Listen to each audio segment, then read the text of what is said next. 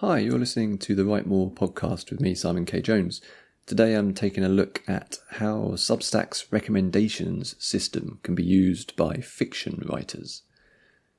Because being a writer of fiction is hard. Actually writing the text in the first place is astonishingly difficult, both in terms of finishing it and making it any good. But then comes the fiendishly difficult bit, the part which is akin to the alchemists of old, trying to transform lead into gold. I'm talking about finding readers, of course. Snow leopards are rare and difficult to find, but if you go on Google or Unsplash or something and search for snow leopard, you'll find loads of photos of them. But if you go there and search for fiction reader, you won't find any results at all. There are no photos of fiction readers, which tells you just how rare they really are. That's why when you do find one, you have to cherish them, make them feel welcome, and tell them really good stories.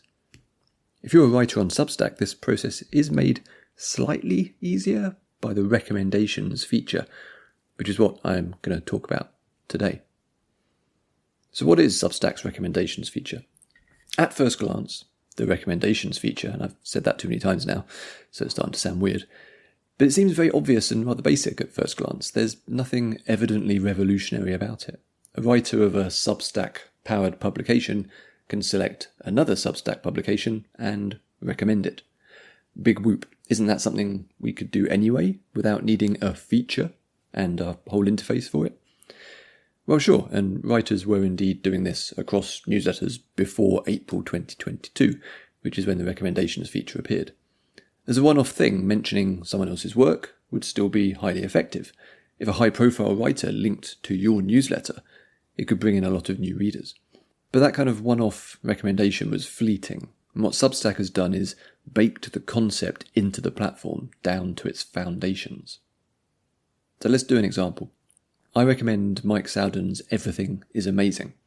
You should read it, it's good, and you should follow Mike because he's nice. What that recommendation actually means is this. When someone signs up to my newsletter, Write More with Simon K. Jones, which you can find at simonkjones.substack.com in case you somehow don't know that. But when someone signs up to my newsletter, they'll be shown a selection of the newsletters that I recommend. This is automatic. They can skip, subscribe to them all, or handpick the ones that actually look interesting. Every so often, an email is then sent out to my subscribers, highlighting some of the newsletters that I recommend. It's worth noting that you can turn this off if you don't like the idea of Substack sending emails on your behalf. Building recommendations into the core user journey during initial sign-up as well as the casual reading experience completely changes the nature of how recommendations work. I've sent 120 subscriptions to Mike's newsletter. It's a tiny drop of his very well-deserved readership, but it's not nothing. And you can bet a lot of other people are recommending Everything is Amazing as well. Some of them will have small followings, some very large, but they all add up to something significant. For some extra context, the recommendations feature has brought me 1,000 subscribers from 226 other writers recommending my newsletter. So the recommendations feature works for several reasons. 1. Once a writer has recommended someone, they don't have to think about it again. The system will continue recommending that newsletter automatically, unless the writer changes their mind and removes the recommendation, of course. For busy writers, this is essential. 2. It builds it into the onboarding process. At the point a new reader is subscribing, when they're exactly in the zone of, this writer seems interesting, that's when the recommendations pop up. 3. When you recommend someone's publication, they receive a notification. This might be enough for them to check you out, which could be the beginning of a wonderful conversation. 4. This isn't the same as a simple friends of friends or some algorithmic you might also like ... suggestion. Back when I used Twitter, if I followed someone, I'd get a bunch of other suggestions, but those were not coming from the person I just followed. They were driven by algorithms and the priorities of the Twitter platform and company and its customers, by which I mean advertisers. That's not what a recommendation is in this context, which leads me to number 5. Recommendations are fully curated. If I recommend some newsletters, it's because I, personally, think they're worth recommending. There's no algorithm, there's no other agenda. It's just me thinking, hey, this is cool, my readers might like it too. And if someone has chosen to subscribe to me, that means there's a good chance they'll like the recommendation because we already have that link and some kind of shared interest. That hand-curated aspect is the key, I think, and must not be overlooked. It's what sets the world of newsletters apart from traditional social media. If someone doesn't like my newsletter, they won't see my recommendations either. But if we're aligned in our interests, there's a good chance that there's a mutually agreed rabbit hole that we can both jump down. 1,000 of my almost 5,000 subscribers have come via the recommendations feature. That's huge. I remember not that long ago when I hit 1,000 subscribers total and thought that was an insane number. It's not something I'd ever anticipated reaching. If I look at my subscriber growth chart in the Substack dashboard, I can see a notable uptick in the speed of new subscribers arriving right after April 2022, which is when the recommendations feature got turned on. It had taken me about 9 months to get to 500 subscribers. It took me 6 months to get to 1,000. A big part of that acceleration, which has continued, is down to recommendations. So it does kind of sound like old-fashioned word of mouth, right? But really it's taking an old-fashioned concept and matching it to 21st century technology. Just like newsletters themselves. I mean, people have been sending newsletters to each other since the invention of the printing press. They predate the internet and email by centuries. Email made it easier, and the likes of Substack, Ghost, Beehive and the rest have made it easier again. And let's be honest, networking is not something that many fiction writers enjoy. It's awkward, and it distracts from the main task, and it takes us out of our happy writing places. Recommendations semi-automate every part of the process, except the act of choosing the recommendation in the first place. Remember, it's not just one person recommending another. That's how it starts, but it's only the beginning of an ever-expanding spider's web.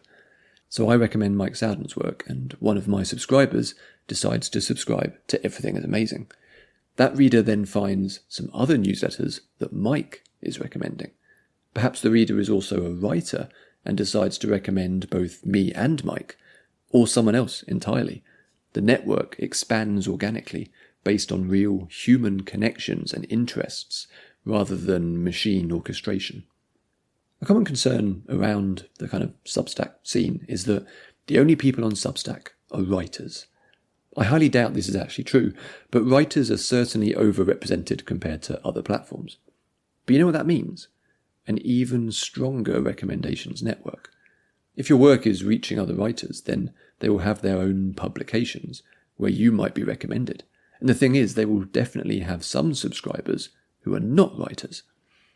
So if you write science fiction, or literary fiction, or romance, then you want to get in with those crowds and those writer communities. Recommend each other if you think the work is good, because that's how readers will find new material.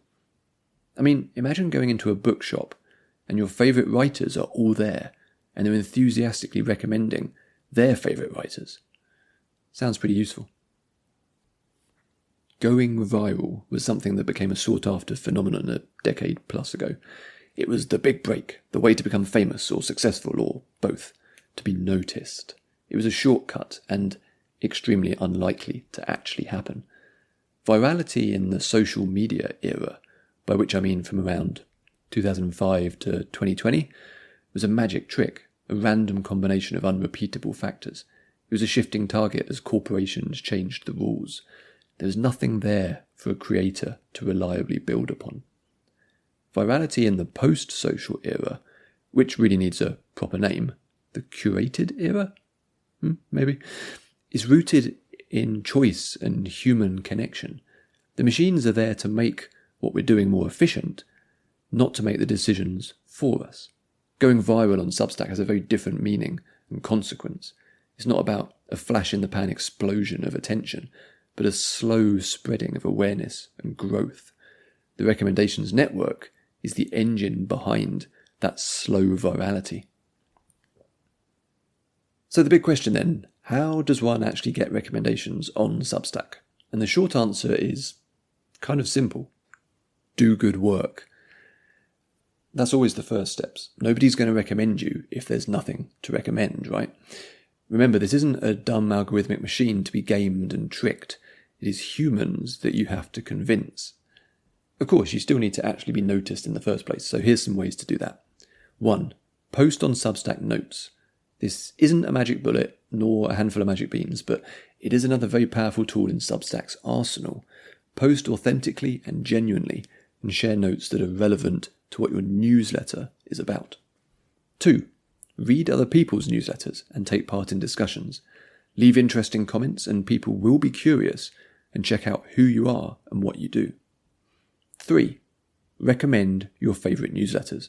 When you do so, you're helping your readers and helping that writer. The other writer will receive a notification, and who knows what that might lead to. Seek out writers who operate in a similar area to you. You likely have audiences that share interests as well. 5. Start conversations with other writers. Genuine ones, not fishing trips where you're hunting for recommendations. Don't be that guy. But get in touch with writers you love because you never know what might come from it. Possibly down the line, it could be a recommendation. 6. There's no shortcutting any of this. It will take time. Remember, we're talking slow virality here. But you love writing anyway, right? So that should be no problem. Perhaps more important is what not to do. And, this is quite a big list, so here we go. 1. Don't drop into the comments on someone else's newsletter and immediately promote your own work. Nobody likes that. Leave a genuinely valuable comment and people will check out your work anyway without thinking you're rude. 2. Never, ever direct message other writers and ask for a recommendation exchange. That's not how this works. That's not what recommendation means. A recommendation only has worth if it's an informed decision. If writers recommend other writers based on personal requests, the whole thing falls apart and writer-reader trust evaporates. So let's not do that, okay?